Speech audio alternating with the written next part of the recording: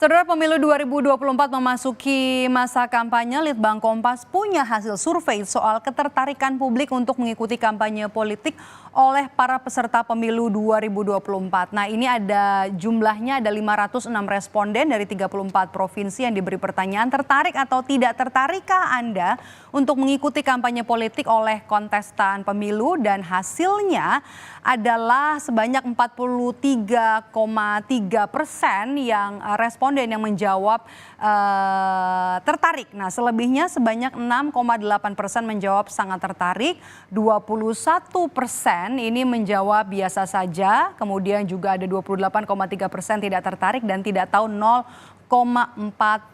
Nah, kemudian selanjutnya pertanyaan kepada responden yang menjawab tertarik dikembangkan lagi. Jika tertarik, Anda lebih tertarik untuk mengikuti kampanye calon anggota legislatif seperti calon anggota DPR, DPRD, dan DPD, atau kampanye calon presiden dan wakil presiden. Nah, jawaban responden adalah yang paling banyak, 76,5% adalah soal kampanye pilpres, yakni kampanye capres-cawapres. Lalu ternyata hanya ada 12,3% saja yang menyatakan tertarik pada kampanye calon anggota legislatif, dan sisanya 11,2% ini menjawab tertarik kepada kampanye pilpres dan pileg. Nah, selanjutnya ini nih yang juga tidak kalah penting.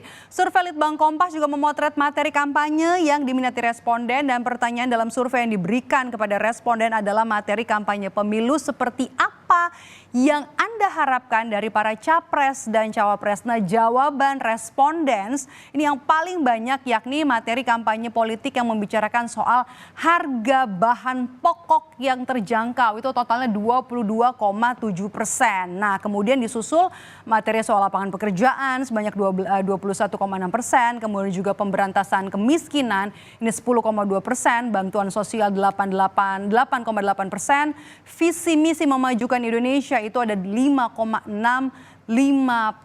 Nah, itu angkanya. Nah, selebihnya respondens ini menjawab materi kampanye politik soal bantuan modal usaha, kemudian juga pemberantasan korupsi, jaminan kesehatan, mengayomi masyarakat, program keamanan, keadilan, dan kedamaian.